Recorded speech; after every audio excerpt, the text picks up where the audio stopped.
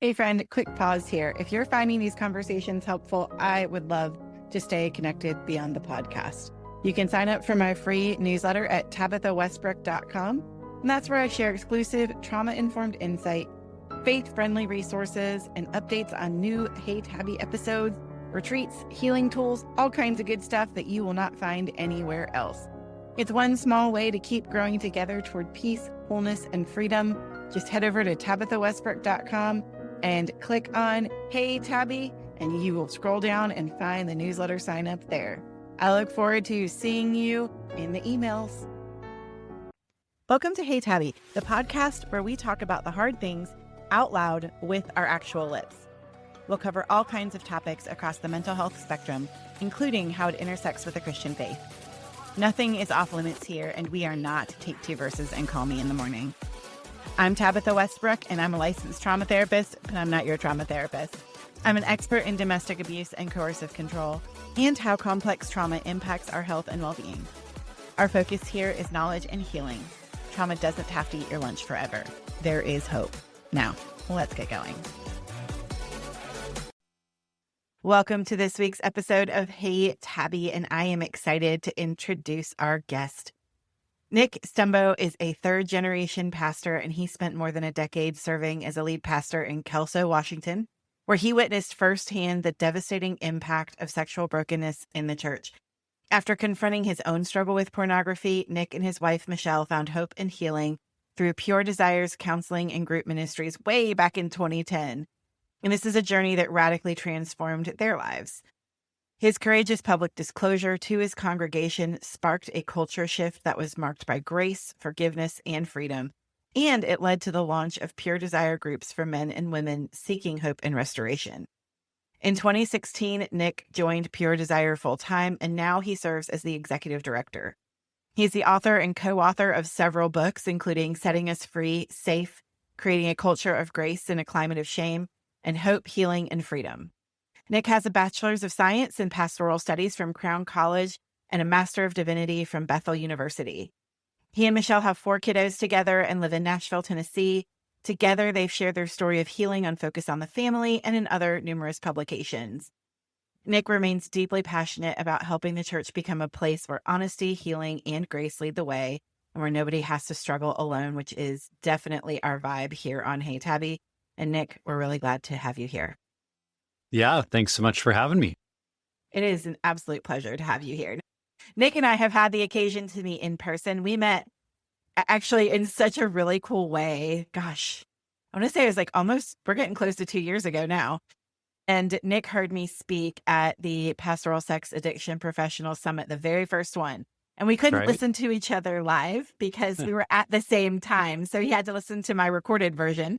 Yes. And he reached out to me so that we could talk about helping Pure Desire become more abuse-informed and have some more of that languaging, which has started what I think is a really cool friendship. And I'm very excited to know you.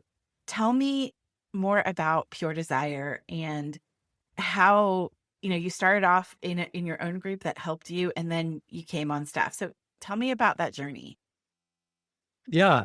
Pure Desire really began just as a local church ministry when our founder, Dr. Ted Roberts, was a pastor in a Foursquare church, and he was in Portland, Oregon, which, from what I've been told at the time, had a higher per capita of strip clubs than anywhere in the nation outside of Las Vegas. And as he was counseling men who would come in, his heart was always for counseling. And so he would do pastoral counseling, and men would talk about, finances and the marriage. And he just has a way of staring into your soul and asking about what's really going on. And he just found that in every single one of these men's lives was unaddressed sexual brokenness and struggles with pornography and sexual addiction. And he recognized, I'm not going to help men in the church heal if I don't address their sexuality and really help them understand where freedom comes from. And so he really launched a small group ministry. The joke is he was writing a chapter, putting it in a 3-ring binder, giving it to the men a week at a time. And that eventually became our 7 Pillars of Freedom curriculum that's now been used by, we think almost by 200,000 men over the last 25 plus years that have walked through a healing journey. And that's where my story began to interact with it, that in 2010, I'd already been married at 10 years at that point, and in my desire for integrity, I had been a frequent confessor to my wife. Looking back, we now know that was called staggered disclosure. I would tell her just enough to feel like I was being honest. I wasn't living a double life. And every time I was sincere when I would say, okay, that was going to be the last time, never again. And I would white knuckle it, believing I could change and maybe have a couple of good months and then stumble back into that binge purge pattern. And after 10 years of that in our marriage, my wife was really, and our marriage was really at a breaking point that if something didn't give, we weren't going to make it. And that was when we found Pure Desire Ministries and had the opportunity to start doing a group both for myself as the struggler and for my wife as the betrayed spouse that needed support and to understand how to find mental, emotional safety in our relationship and create healthy boundaries around the use of pornography and what we would do if it happened again. So that group journey for us and the counseling that accompanied it was very transformational. So that in 2011, after a year of that, we shared our story publicly with our church. And out of that moment, really a beautiful moment because we had the support of our elders. We had the support of our district leadership, who in fact had been the ones to invite Pure Desire in and say, hey, we're going to partner with Pure Desire for the health of our pastors. We don't want to wait until someone goes off the deep end into behaviors that are irredeemable or require them to leave ministry. We recognize that internet pornography is happening. It's a reality. And rather than having pastors struggle silently, we want to help them. And that was the offer that got us started. And so then with their support, a year later, we were able to tell our church about our story and to really recognize we weren't the only ones that were struggling. You know, as the stats bear out, that probably a majority of our church had this issue unaddressed in their lives. And so in telling our story, it really created an avalanche of openness and grace, because if the lead pastor, you know, can tell his story and own an addiction and be in group himself, it makes it safe for everyone else in the church to do the same thing. And that really was an effective discipleship approach in our church for the next 5 years until, as we continued to share our story and write a book about it, that the connection with Pure Desire continued to grow to the point of joining the staff in 2016 and getting to do this full time, feeling like God had just invited us into sharing our story of hope and healing and watching what he would do as we would share our story. And in a large part, that's still what we're doing almost 10 years later. That's amazing. And I do want to contrast your experience because I, as I was listening to one thing that you said, I felt every survivor that listens collectively catch her breath. And that is, you know, what in the world were you doing making these baby disclosures to your wife that were kind of halfway and cutting her to death with 1,000 paper cuts, right? So a lot of survivors have experienced that. And I think Yeah, sometimes we don't know what we don't know when we don't have exactly. help. Yeah. And also, you are not an abuser. Addiction is abusive and not all addicts are abusers. And so I just want to make that statement because there is a difference between someone who is struggling with compulsive sexual behavior and being shady and gaslighting and all of the things that go along with that, but they are not taking the personhood of their Yeah. spouse. And there's Well, not and that that, power and control. I would just add in our story, that was really the turning point that for 10 years, you know, in engagement, we had been encouraged to, the quote was, share your dirty laundry so that when you stand at the altar and say, I do, you would know in confidence what you were saying, I do too, you know, flaws and all. And so I had been as open as I knew how to be about this struggle, said I was going to try really hard for it to not happen again. And so in marriage, when it continued to happen, because as we know so well that having a sexual relationship doesn't fix our sexual addiction, in some ways it actually amplifies the shame and guilt of why we still seek out a behavior that we know at a physical level we don't need, because we're having, my wife and I would both say we had a mutually satisfying, well, I would say I was much more selfish in those 10 years, but we felt like the frequency, the level of intimacy, like it was safe, it was comfortable. There wasn't this lack that was leading me somewhere else. They were coinciding in a way that was so confusing. And so when I would confess to my wife and she would get angry, my feeling was like, you just don't understand. Like, this isn't about you. It's been in my life since before I met you. Like, I'm not trying to hurt you. It keeps coming back and I don't understand it. And I don't want it in my life. And so I was in this, like you said, not knowing what you don't know. Like I was sincere about, I don't want it. And I had this belief that if she could just see it the way that I see it, she wouldn't feel so hurt. And I would say the turning point 10 years in, and I really believe it was a gift that God gave me, was after another relapse. I feel like for the first time, I could sense and feel the pain that I was causing her.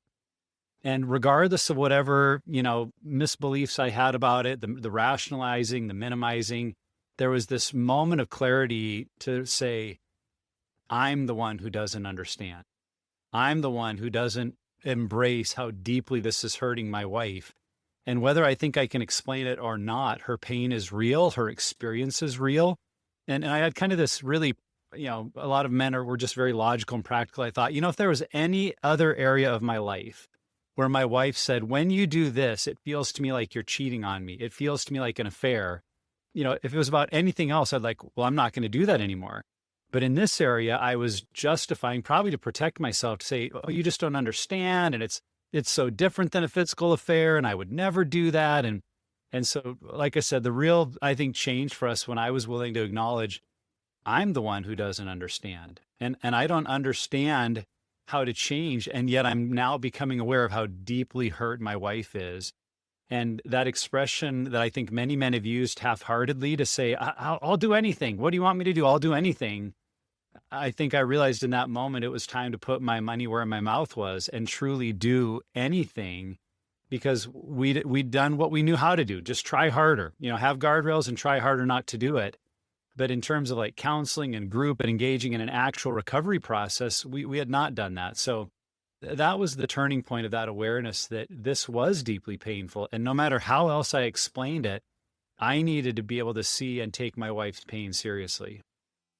I think that is a key turning point for a lot of relationships, that, what's happening here isn't just me.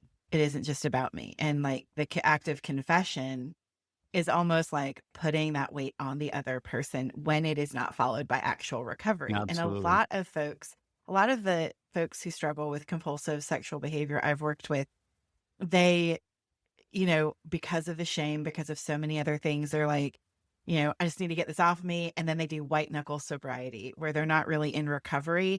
They're not acting out. Maybe they're not engaging in what they were, but they are not in recovery. Yeah. Well, I feel like in my upbringing, I had been taught that confession was the goal. There's a Bible verse in James chapter 5 that says, confess your sins one to another and you will be healed.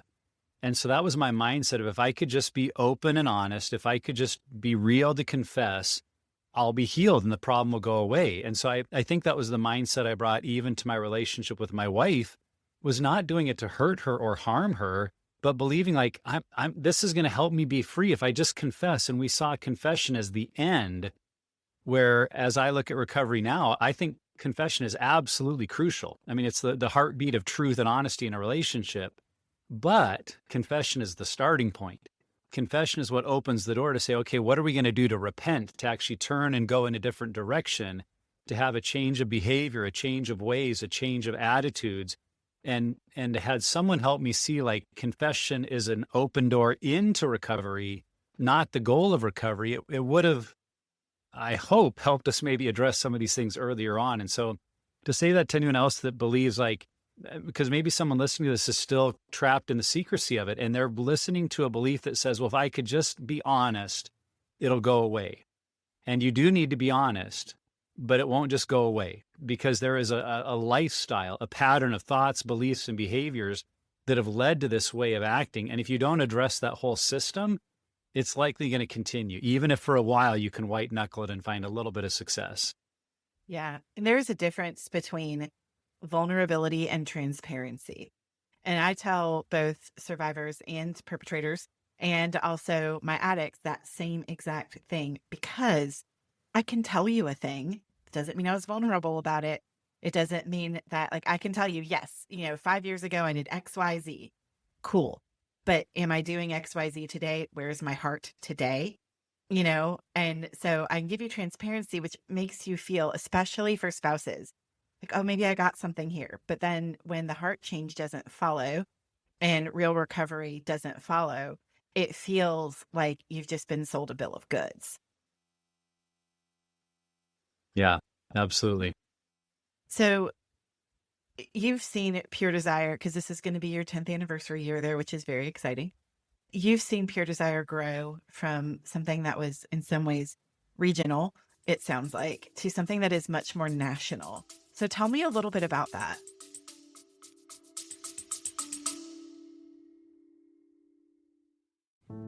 I hope you're enjoying this episode of Hey Tabby, and we will be right back to this episode. You know, here on Hey Tabby, we talk a lot about the hard stuff, trauma, abuse, and the toll that it takes on your mind, body, and spirit.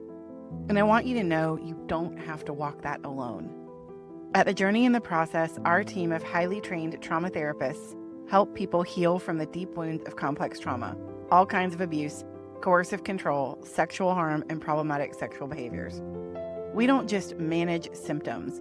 We work with your whole self, your mind, your body, and your spirit, using evidence-based approaches like EMDR, brain spotting, somatic experiencing, and internal family systems to help you find deep healing. Whether you're in North Carolina or Texas, we can meet with you in person or through secure telehealth sessions. We also have personalized intensives if you're in another area, and you can come to us in Texas or North Carolina and do that deep work over several days.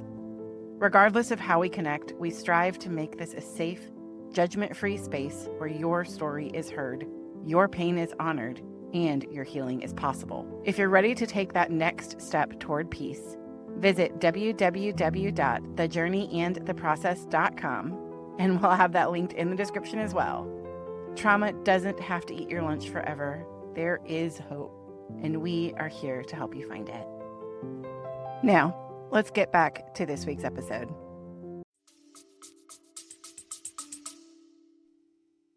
You know, Tabitha, a lot of our growth has really been because of life change, people that experience something deep and real. You know, one of the, I think, unique things about Pure Desire is that our group experience is a 9 or 10-month group. And in many contexts, still, we want, 10 weeks to a better this, or give me a 3-day retreat. And those things can be very valuable.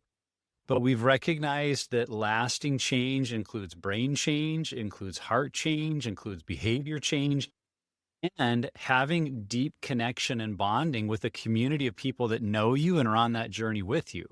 Because ultimately, our sexual struggles are not about sex. They're an artificial way of trying to find intimacy and connection. And by intimacy, I don't mean sex. I mean truly knowing and being known, being valued for who I am without performance. That's what creates lasting change. And you can't do that in a moment. You can't, you can make steps towards that in a weekend, but the lasting change takes time.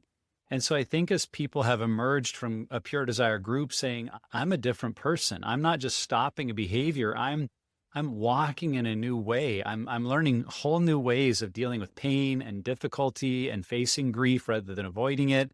That other people go, oh, that's different than just trying harder. That's different than just diverting your eyes or getting accountability software, although those are good practices. There's something deeper here. And I think for us, it felt a little bit like we recognized that the change process was working and it was effective. And it was primarily a need to get that word out there. And so over the last 10 years, we have taken strides, whether it's through our podcast or social media or different forms of advertising or working with the Barna Group to put out stats to just let it be known like, hey, we're here. We have an approach to healing that's very different than most have tried. And at its root, it's about having a life-changing group experience. And I think we've grown because the human heart hungers to be known. We hunger to be seen and valued even in the midst of our pain. And that happens in a group experience. And so it gets replicated, not because it's slick or trendy or we've got great marketing, but because at its core it works. And so people are being invited in and hearing about something that maybe this time will be different. And then when it is different, they're helping us tell that story. So I really believe, regardless of what we've done internally, that our biggest growth has always been simply about men and women who are telling their story and inviting their church to launch groups, are telling a brother or a sister, this worked for me, you should try it out. And we continue to see that kind of life change really drive the growth. Yeah, absolutely. And, the longer term nature of the group is something that I think is so important. I think about what my pastor says, which is deep work over time in community. Yeah. And Yeah, all that's three awesome. of those are so necessary. Like surface work, it doesn't matter how long, you're not going to get there, right? Like if you're just new sports and weathering, yeah, brother, how are you? Hallelujah. All that crap that I grew up with in the 80s that, like that's not going to, that doesn't change people. It doesn't invite you into those deep, dark places. If you are in a short period of time, and look, there's a space for short-term intensives and short-term therapy, a short-term inpatient, just especially depending on how bad the addiction is at any given point in time. Like some of those things are helpful to get you started, but they aren't going to get you completed. It's not going to get you into true recovery. It'll start your recovery. And that over time piece is so important. And then in community, because if you have this thing that you're holding that has so much shame associated with it, then having people that turn their face toward you in your darkest spaces and encourage you in a different place. Hey, man, you don't have to do that. We could do something different. Or, hey, let's look at your 3 circles plan, which is a recovery plan for those who don't know. And let's look at that and see what's working, what's not working. Can we dive in? Where are you getting stuck? Those kinds of things. Or like, hey, I care about you. Or when you say the horrible thing that happened, because look, addiction sits on top of trauma. It does, but you can share that horrible thing that happened to you. And the person goes, oh my gosh, I'm so sorry. That was awful. You didn't deserve that. That you can't do that alone. You have to do that with other people. Yeah, I always think of what a psychologist, Dr. Gabor Mate, says, that trauma is not what happens to us. It's what happens inside of us in the absence of an empathetic witness. And how important it is that when we face pain, we don't face it alone. And I think Western Christianity in particular lends towards a kind of personal piety, pull yourself up by your bootstraps, just trust Jesus. The past is in the past. I can walk through this. Where so much of the history of the world was much more communal in nature. I mean, even if you look at the Old Testament and the New Testament, it's very unfortunate that we don't have a plural form of the word you. I've recently moved to Nashville where y'all is so much more common. And the Bible really needs y'all because in so many places where we read you and we think me, an individual, the Bible is actually saying y'all and addressing us as a community of people that are facing pain together, walking through life together. And I think because of some of our Western Christianity, our upbringing, we look back at the past and go, well, there was nothing hurtful there. I didn't go to war. I wasn't raped. I didn't have all these extreme things. And yet so many have had emotionally absent parents, double working families where they were always with other caregivers and wondered what mom and dad thought about them, or very strictly high religion family where rules were much more important than relationship, or even forms of, how we were told in the, you mentioned the 80s, in the 70s and 80s, how parents were told to raise their children. While there are valuable to certain disciplines and methods of disciplining your children, methods like, spanking and other forms that were absent of the recovery of true relationship have the marks of abuse. And I'm not saying if your parents spanked you, they were abusing you. I'm just saying in the absence of relational recovery, the internalized message of so many of us were shame messages that I'm not good enough, or I don't measure up, or I'm in the way, or I'm a problem. And that very much becomes then what we're seeking to fill through our addictive behaviors, whether it's an addiction to our anger or to eating or to work or to exercise or to pornography. We're trying to answer those deeper questions. And if nobody helps guide us into those deeper questions, even if we have success white-knuckling it and changing behavior in one area, we're just going to shift to another area to try to answer those deeper questions. And so I think for all of us, it's worth really pausing and looking through our life story to say, do I recognize what's formed me? And in a very subtle way, am I aware of the lies that have maybe crept in an even relatively healthy family upbringing? Because no family's perfect, right? Every family has its own version of crazy. And what we thought was normal is only normal to us because it's the only family we had. But when someone else hears about it, they goes, wow, I could see you grew up really doubting that you had any value because these things happen. It's like, oh, I'd never seen it that way. And even if, we say often that we believe most parents were doing the best they could with what they had available to them. Now most, because there were certainly abusive situations and really harsh things that we hear about all the time. But I think most parents were doing the best they could, but they were not perfect. And they had their own unaddressed wounds, and wounded people wound people, hurt people hurt people. We have a way of passing our unaddressed wounds, get passed along into our children, into our family systems. And that's just natural human behavior. And so when we have a safe place to actually address that and name that, not to blame the past, not to blame our behaviors on someone else, but to reclaim it and to understand how it's impacted us, that can be so life-changing beyond just the behavior modification. 100%. So I don't know if you can see my whole shirt right now. If you're listening, you certainly can't. But my shirt says FOOBS fighter, so family of origin BS fighter. Nice. It's one of the shirts that we have at our practice, because that is something, even really wonderful families, there's going to be imperfection, right? And that's not a bad thing, but sometimes we do need to address the ways that impacted our going forward. And I do think about the evangelical upbringing that a lot of us had in the 80s, 90s, and 2000s around purity culture, and some of the things that were taught about what healthy sexuality was supposed to be. And it was like, yeah, it doesn't exist until the day you get married, and then all of a sudden it exists. And the whole time, men were being told all of your sexual desires and fantasies and everything will be perfect the minute you get married.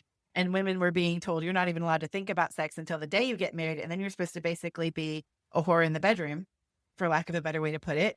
And all of a sudden, all of these things are supposed to work well, and you're supposed to be the sexual fulfillment for your spouse. And man, does that not bear out. First of all, it is absolutely unbiblical. And secondly, it doesn't even take into account like the way we were created. And for so many people, it has caused so many issues. Yeah, I've heard someone say that we're taught, particularly in Christian circles, that, sex is bad, gross, and evil. So save it for the one you love. And that kind of mindset of everything about my sexuality as a teenager was like fearful and sinful and gross and wrong. And yet it was also supposed to be what God gave us as a gift in marriage. Because I feel like the church did a pretty good job of talking about like the gift of sex in marriage and saving it for the one you love. Those were the messages of the purity culture. And there's truth to those messages. But what was missed was the beauty of our God-given sexuality from day one. And it's one of the messages when we try to educate and equip churches that we're really bringing across, is that every single person sitting in the church is a sexual being. Yes. And I know we don't like to think of Granny Ethel, who's 88 years old, being sexual, but Granny Ethel is a sexual being made in the image of God as a female sexual being with body parts and brain chemistry and hormones. And wherever she's at 88, like that's still her reality. And every single one of us our sexuality has been impacted by a broken world. And so whether we're in some sort of active addiction or not, the truth is all of us need discipling. We need growth and maturing in our sexuality. And yet because the church kind of has this all or none mindset, like you were saying, with sex is for marriage, and until then we don't talk about it. And then once you're married, we just assume it's good. And because you're married, you're good to go. There's this whole unaddressed area of our sexual maturing that I think most of us missed. And we think that maybe like, well, that was what 8th grade health class was for. And I don't know about your experience, but that was, tremendously awkward anatomy and not much beyond that. It didn't teach me how to think about myself as a sexual being. And that even if I was never married, there was a goodness to my sexuality, and that my hormones and desires and drives originated in God's creation, not in the fall. One of the things I like to ask, especially like groups of young college students, I'll say, where does lust come from? And of course, we all think lust is a byproduct of sin. And I said, and yet we would recognize that God created the brain with sexual hormones. And I hope that when you meet the person you plan to spend your life with in dating and engagement, there are times that you have a strong sexual desire for someone that is not your spouse. And the origin of that is God. So God is the author of lust. Now, obviously, lust we typically associate with sin and lusting after people not our spouse, or lots of people, and objectification. I get that it goes off the rails quickly, but the original place of our desire for sexual connection is rooted in God's creation, which ought to help us kind of back the train up a little bit from just the purity narrative of sex is for marriage, and until then we don't talk about it, and to begin to explore, like, why is my sexual desire there? Because the Bible also teaches that singleness in many ways is better than marriage. And we've totally lost that in the 21st century, the idea that to be single could be better than being married, because we've idolized sex in marriage. But I think there is a value to our sexuality apart from marriage that we need to rediscover. And I see it as God implanting in us that desire for connection, that desire for knowing and being known. When Adam and Eve in Genesis chapter 2, it says, they were naked and felt no shame. I don't think that's a statement of their biological bodies. I think it's a statement of that before God and one another, they had nothing to hide, nothing to cover up, no shame. It was intimacy at its truest sense. And in a way, intimacy is a part of our sexuality. And I think it's another place we've really missed the ball, that because we don't talk about intimacy enough and that desire for connection and belonging with others, we've learned to sexualize any feeling for intimacy, which I think leads a lot of people into questioning their sexuality and their gender.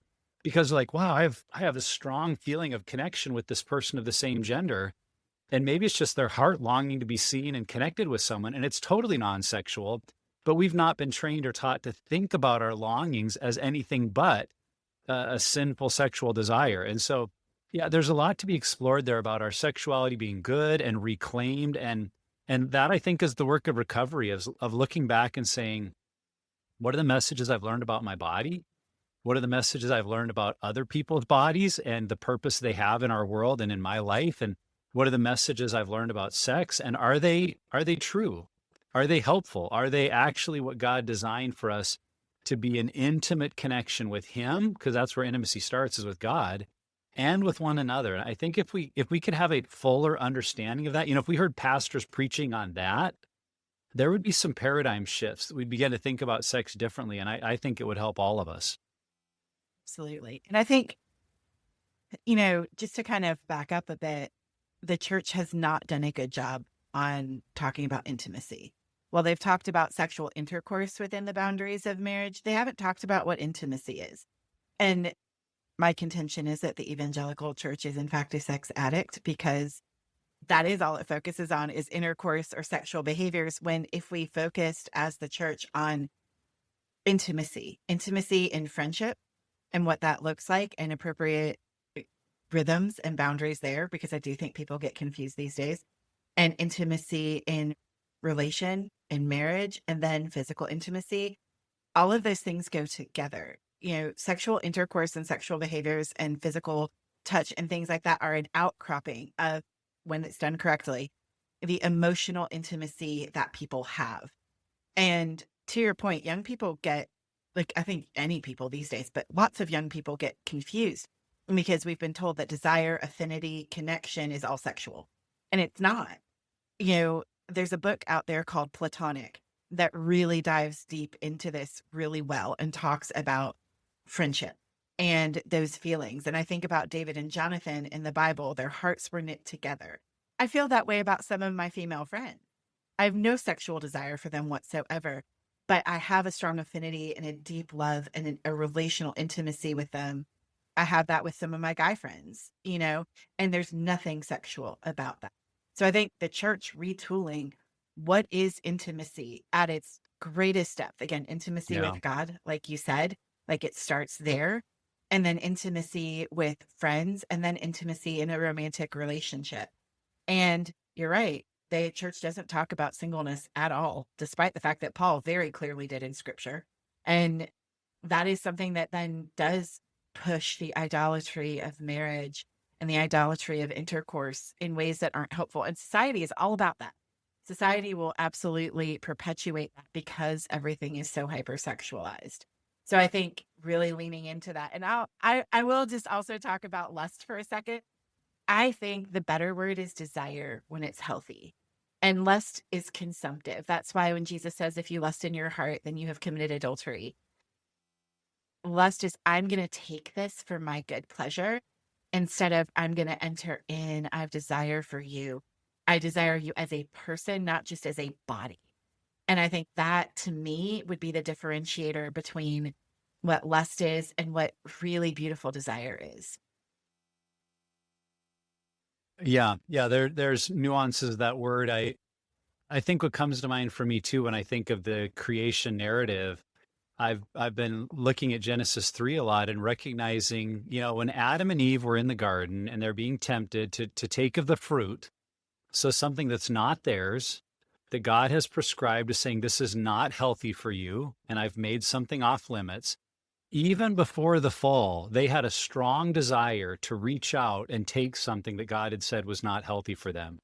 And I think, isn't that interesting that in God's perfect created Eden, there was already these desires to have something that wasn't mine, which again, I'm not trying to say God is the author of sin, but to say there's actually something about what you're describing, and whether we call it desire or a form of, lusting after something that's not mine, that is not a byproduct of sin, but is connected to our created order. And if God created that capacity for us to want to grab hold of something that's not good for us, but we just got to have it, it's there for a reason. And I think that is what you're saying is it's desire to matter, to belong, to have the highest good in this world. And that we can be easily, it's why, sexual sin is so rampant and addiction is so rampant and abuse of pornography and abuse of other people is so rampant because we want the very best out there, and we can be so easily duped into thinking there's something better out there that you don't have, so reach out for it. And I'm just saying there's something in it that's actually about our humanity and ought to have us question, like, what am I really looking for? I think it's G.K. Chesterton that said that every man who knocks at the door of a brothel is actually looking for God. That concept of, I'm looking for that intimacy I was made for. I'm looking for that oneness. And it's why I think, what I was thinking about as you were sharing that is why it's so important that we deal with shame and why a pure desire group is so life-changing, because there's a saying in recovery that says the devil is in the details. And what I mean by that is that shame resides in our unspoken secrets.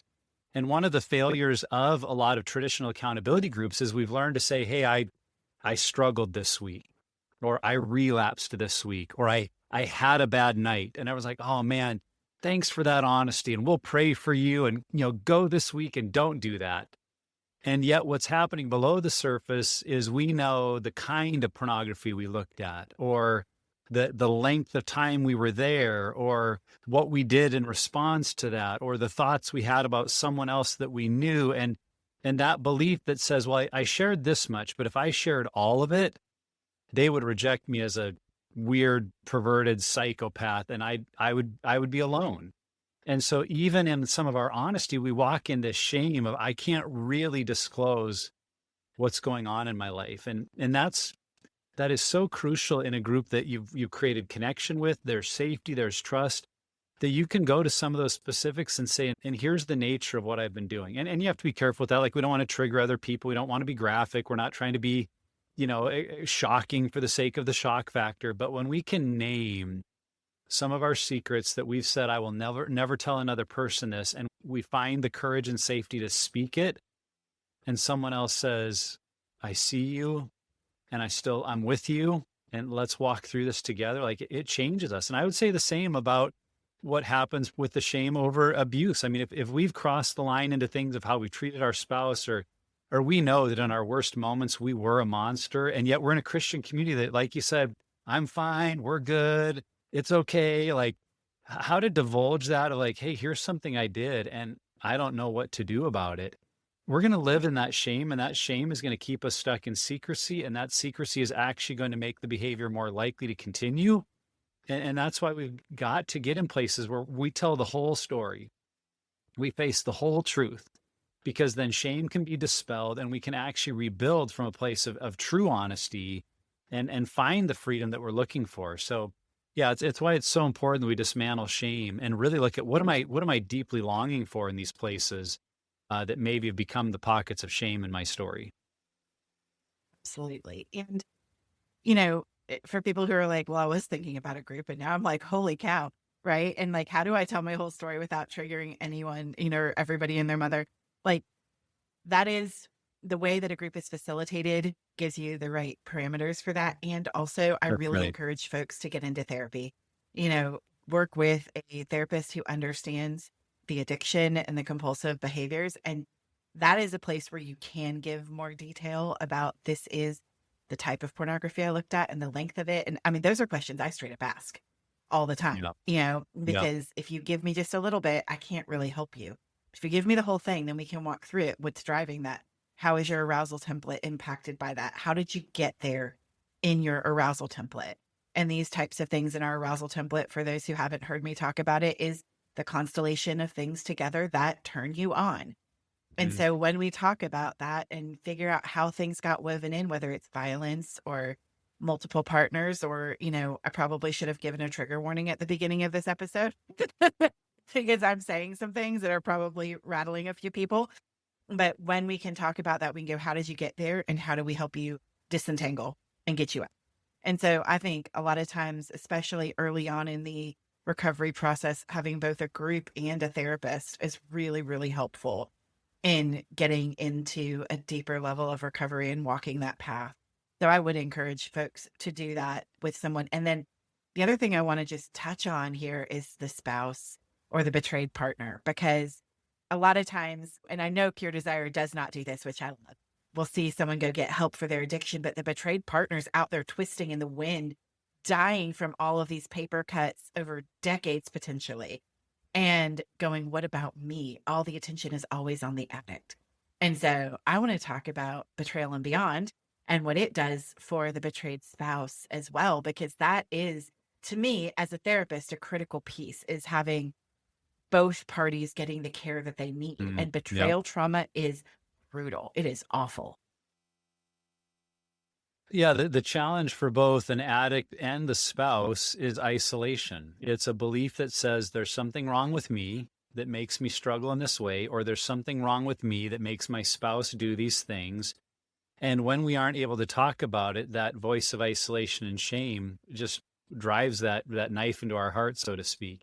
And that was very much my wife's experience of going to group, is she began to talk about her pain and hear other women talk about the same things, or be in even worse situations. And she's like, oh, it's not just me, or what I'm feeling is not abnormal, or how personal this feels. Even though my husband tells me it's not an affair, it feels like one, like, oh, that's not just me. And having these other women, in a sense, you know, Galatians chapter 6, bear her burden, something that really had been unfair. It had been too much for her to carry. She hadn't asked for it. She wasn't wanting it, but yet because of our marriage, she was having to carry it alone for 10 years. And in group, it's like, oh, I'm not alone. And others are walking this road with me, and I'm figuring out what's normal. What do I need to feel safe? What do I do to restore my emotions? And what do I do when the person I would usually turn to for security is the very person that's hurt me? Where do I find security? Where do I find stability? And I know some churches and leaders get fearful, like, hey, if we call it betrayal, or like you said earlier, if we call it abusive, like, that's going to drive marriages apart. And we have actually found the opposite, that in naming something for what it is and allowing someone to grieve what's been lost, to recognize the pain, and to move to a place of safety and security actually is the best foundation from which a marriage can be rebuilt. Because in too many places, we're just trying to put a Band-Aid on a marriage and go, well, he's sorry. He's promised he won't do it anymore. You should forgive him. And now we've Band-Aided the marriage back together. Now go make it work. And yet nothing has changed. Nothing's been healed. And now you've got two very disconnected people, maybe out of guilt and shame, trying to make a marriage work. It's like, this is not a recipe for success. And, you know, some people make that work. Like, that's not the kind of marriage we want. Like, we want two healthy and whole people moving towards one another in recovery. And that can only happen if both of them have a place to be known and seen and heard, that I would say is separate from one another, because the source of your pain is not going to be the one to heal your pain. Now they have to make some changes to show they're going to live differently for the marriage to work. That's their work. But you have to find places where you can heal, and you can dispel the lies that you're believing. Because I think just like shame plants lies in the thinking of the addict, the trauma plants lies in the betrayed spouse. And it might not even be about that moment. It might be connected to her family of origin. And that doesn't mean she caused it, or that, she has to do this work because she did something wrong. But it's to recognize the whole story of what my spouse has made me feel is probably building on false beliefs that have developed all the way back from my childhood. And when I can address them and see them and do that with other women or other men, because men can be betrayed too, if I can do that in a safe group of others on this journey with me, I can heal. And when I heal, as I'm healing, that will give me the best perspective to know, does this marriage have a shot to actually make it and become the kind of marriage that we'll be glad we have? Absolutely. And sometimes the answer is no. The marriage can't make it because too much damage has been done, or the person who is on the addicted side, the betrayer, is not willing to change. And that support of a support group can be really helpful in walking the path of discernment in those spaces, because, and this is true of any type of addiction, whether it's alcoholism, drug use, anything, we can get so used to the system as the betrayed partner that we don't know how to make those decisions or ferret out what the truth is. And so having people around you, when you can tell your story, go, oh yeah, that's not cool, man. That's really helpful. Or, someone who's further into their healing process, go, yeah, man, I've said those words. You might want to think about this. It's really, really helpful for folks to understand that. One other thing that I've seen that Pure Desire offers, and it's not quite as broad as I hope it will one day be, is for women who struggle with compulsive sexual behaviors. And I stumbled across that on your website, I want to say it was a year or so ago, looking for a resource for someone in that space. And what led to Pure Desire creating a women's essentially compulsive sexual behavior addiction group? I think we've just recognized from the beginning, like I've mentioned already, that people are sexual beings, not men, and women are somehow asexual participants. Like, no, we're all fully sexual beings. And yes, there's uniquenesses in the gender, but things like pornography and sexually compulsive behavior can put hooks into men or women. I mentioned we did some survey work with Barna Group last year, and the percentage of Christian women that would say, to some degree, I struggle with pornography is growing faster than the percentage of men. So we're up to 40% of Christian women. And if you look at Gen Z, our younger women, 69%, more than 2/3 of Gen Z women say, to some degree, I'm struggling with pornography. And so if we ever get up and try to help the men and don't mention the women, we actually double shame the women, because now they feel this shame of not only what they're doing, but the shame that they have a man's problem. And the truth is, you don't have a man's problem, you have a people problem. And so we've developed workbooks for women called Unraveled, or for college-age single women called Authentically You. And it's a little more broader in its approach, because I do think the visual pathway for men into pornography is more consistent, where for women, we find a little broader spectrum, whether romance novels or kind of chronic short-term relationships or pornography, all the above. It's looking at addressing all those things so that women recognize, I can find healing too, and I can do this with other women that are on this road. And there are far more stories out there than I think we believe. And if we could create more environments where we just say, people are made in God's image as sexual beings, people are born into a fallen world, and so people need help and recovery. So men, here's your group. Women, here's your group. And betrayed spouses, here's the help that we offer. Because when we do that and people heal together, then we become safe cultures, because we recognize this both as men and women as something we can recover from. Absolutely. And this is something I'm seeing more and more of in my practice, that, women are struggling with compulsive sexual behaviors. And erotic fiction and book talk are on the top of that list, because it seems like a story. There's a love element in it. And there is some dark, dark stuff. And there has been a rise in things like sex toys and things of that nature geared toward women. And look, I don't have any problems with vibrators used in the right context. I actually talk about that in different places. But, like, menopause is a thing for a lot of ladies. Just going to say it. Yeah. But, there are things coming with that invite you to, oh, if you are struggling with getting to orgasm, go watch this. And it's pornography, but it's marketed to women in a different way.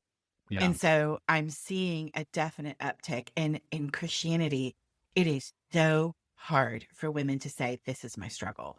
But it's often also like with men sitting on top of trauma. And for women, it's a lot of previous sexual harm in a lot of ways. And I'm not saying it's not for men. I've seen a lot of men who have endured sexual harm as well. But in the women that I see, it is sitting on top of sexual harm that was done to them very often as little girls. And they end up in these places because of what has been habituated to them and woven into their own arousal templates. And they don't know who to talk to because, yeah, there's a 7 pillars group at my church, but there's nothing for me. I'm not a betrayed partner. What if I'm the betrayer? Or if I'm single, I'm betraying myself. What do you do with that? And so I love that there are more resources for this because that is an area for my own heart where I see women and I just see the brokenness that it sits on and how that needs to be healed as well. So I love that Pure Desire has developed that, has it out there. There's still not as many groups as I would love to see. So if you are a No, woman it's hard. listening, It's hard for women to find a safe space where that shame element is not there, and there's actually a group. So we're working on it. yeah. And so I would say if you're a woman listening and you're like, I have a heart for this, or it's part of my own story, then I would, as long as you're already in recovery, don't start groups if you're not already in recovery. Please, whether you're a man or a woman, that's a terrible idea. Actually get in recovery and then pay it forward. But this might be a group that you bring to your church or your community, and yeah, it's a hard topic to talk about. It is, but it's so needed because we are all sexual beings. And I think putting everything into God's rhythm where we get to express our fullest sexuality in the ways that God has given us is such a beautiful thing. And so I love that Pure Desire has that. I would say if you've been like, gosh, I should lead a group, this is a great opportunity to reach out to Nick Yeah. and to the team at Pure Desire and do exactly We'd that. love to help you walk down that road for sure. Absolutely. Well, Nick, I am so grateful that you have come to spend time with us today and to talk about these hard things. And for folks who are listening, if you are feeling a little bit dysregulated and this was a lot, I just want to encourage you to take care of yourself and go move your body. And if this brought stuff up for you, reach out, get some support, get some help, either get into a Pure Desire group if you need to, or reach out to our practice and we'll help you find resources. But we want you to be okay because this is a hard topic and we got pretty detailed here. But Nick, thank you so much for being here. Yeah, I would just add to that. If you're feeling some of those things deeply, make sure not to shame yourself, but to recognize I'm feeling these things because it shows how much this matters. How much this matters to who we are, how we see ourselves. And our world tries to say, oh, it's just porn or it's just sex or what's the big deal? Like if we feel really triggered by it, we recognize like, oh, there's a lot here. And it can be that motivation to say, this would be worth really investing in understanding what's going on. And there are many safe places, like what Tabitha is doing and Pure Desire is doing, where you can walk that road and find others that would walk it with you. So yeah, I'm always happy to have the conversation and to remind people you're not alone, you're not crazy, you can do this, others have walked the road before you, and we'd love to be a part of that journey if it fits for you. Absolutely. Well, thank you guys all for listening to this week's episode of Hey Tabby. Please be sure to like and subscribe and do all the cool things to help other people find this podcast as well. Nick, thank you again, and we will see you guys all next time. Thanks for joining me for today's episode of Hey Tabby. If you're looking for a resource that I mentioned in the show and you want to check out the show notes, head on over to tabithawestbrook.com/Hey Tabby. That's HEYTABI, and you can grab it there. I look forward to seeing you next time. Hey friend, can I ask you something kind of personal? Have you ever wondered if healing your sexuality was even possible after everything you've been through? If you have, you're not alone. That is exactly why I wrote Body and Soul Healed and Whole, an invitational guide to healthy sexuality after trauma, abuse, and coercive control. This book is for every Christian woman who has been harmed sexually, whether that happened in childhood, adulthood, or even within your coercively controlling marriage, and you're longing to feel safe in your body again. We talk about the hard stuff: shame, desire, faith, and even questions like, is this sin or is this trauma? You don't have to untangle it alone. If you've ever wished for a guide that is honest, compassionate, and grounded in both scripture and trauma-informed care and does not spiritually bypass, Body and Soul, Healed and Whole is for you. It's available now wherever books are sold. Go grab your copy today. You are so worth the healing.